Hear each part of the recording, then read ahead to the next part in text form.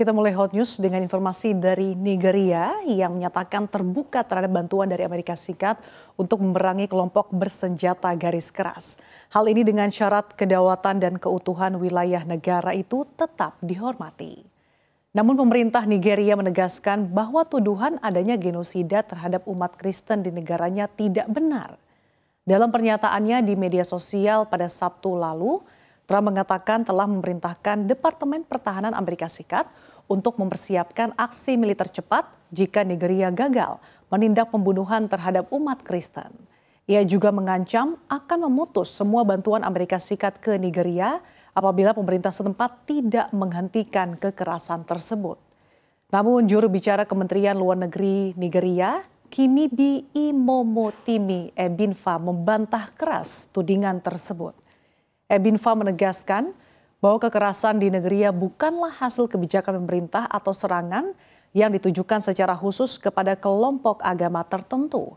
Ia menyebut kelompok teroris seperti Boko Haram serta jaringan yang berafiliasi dengan Al-Qaeda dan ISIS sebagai pelaku utama kekerasan di wilayah-wilayah tertentu. Sementara itu, juru bicara Kepresidenan Nigeria Daniel Bwala kepada Reuters mengatakan negaranya akan menyambut baik kerjasama dari Amerika Serikat jika dilakukan dengan menghormati kedaulatan nasional. Presiden Bola Tinubu sebelumnya juga menolak tudingan bahwa pemerintahannya membiarkan intoleransi agama berkembang. Dalam pernyataannya ia menegaskan bahwa Nigeria tetap berkomitmen menjaga kebebasan beragama.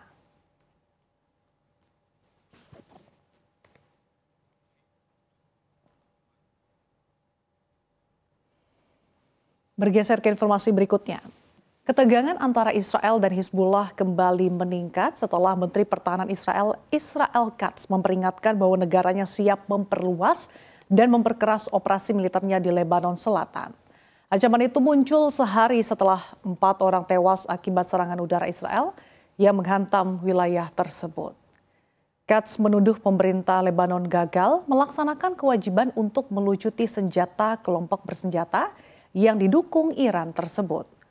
Pernyataan keras itu disampaikan setelah militer Israel atau IDF yang mengonfirmasi telah melancarkan serangan udara di kota Kfar Reman, Lebanon Selatan. Serangan tersebut menurut IDF menewaskan 4 anggota pasukan elit Hizbullah yang dikenal sebagai Radwan Force.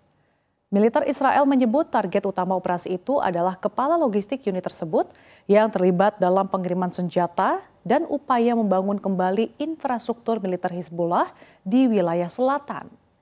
3 korban lainnya juga disebut sebagai anggota pasukan Radwan yang dianggap melanggar kesepakatan gencatan senjata. Media Lebanon kemudian mengidentifikasi keempat korban sebagai Jawad Jaber, Hadi Hamid, Abdullah Kahil, dan Muhammad Kahil. Meski melemah setelah lebih dari 1 tahun berperang dengan Israel, Hizbullah tetap mempertahankan kekuatan militer dan finansialnya. Israel pada September 2024 menewaskan pemimpin lama Hizbullah, Hassan Nasrallah, serta sejumlah besar petinggi kelompok itu dalam serangan beruntun. Dalam perjanjian gencatan senjata yang ditengahi Amerika Serikat pada November tahun lalu, pemerintah Lebanon berjanji hanya aparat keamanan negara yang diperbolehkan untuk memegang senjata. Kesepakatan itu secara tidak langsung mengharuskan Hizbullah dilucuti sepenuhnya.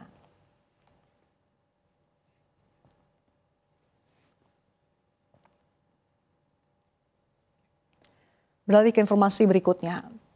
Serangkaian penikaman terjadi di sebuah kereta api dekat Cambridge, Inggris akhir pekan lalu. 2 orang pelaku yang diduga bertanggung jawab telah diringkus oleh pihak kepolisian. Penikaman terjadi di sebuah kereta api di dekat Cambridge di Inggris Timur pada akhir pekan. Perdana Menteri Keir Starmer pun menyebut insiden ini sebagai insiden yang mengerikan. Kepolisian berhasil menangkap 2 orang pelaku, sementara beberapa orang korban dibawa ke rumah sakit. Polisi Inggris dan layanan ambulans mengatakan sejumlah orang telah ditikam di dalam gerbong yang berhenti di Huntingdon berdasarkan video yang beredar di media sosial. Ada orang bersenjata terlihat memasuki kereta api. Seorang saksi mata mengatakan kepada Sky News bahwa salah satu tersangka yang mengayunkan pisau besar disetrum oleh polisi.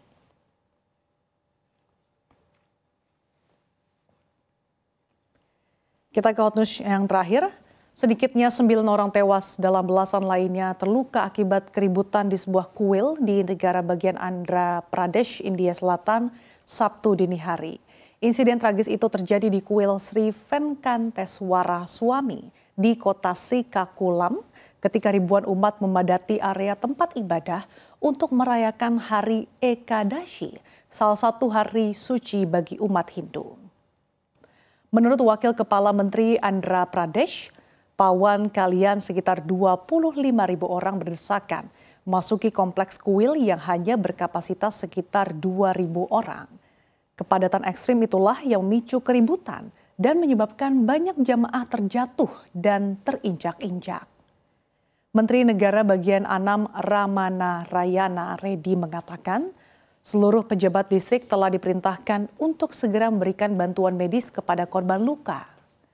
Menurut kolektor dan hakim distrik Srikakulam, Swapnil Dinkar Punkar, sebanyak 18 orang dilaporkan luka-luka. 2 diantaranya dalam kondisi kritis dan telah dipindahkan ke rumah sakit perawatan tersier untuk penanganan lebih lanjut.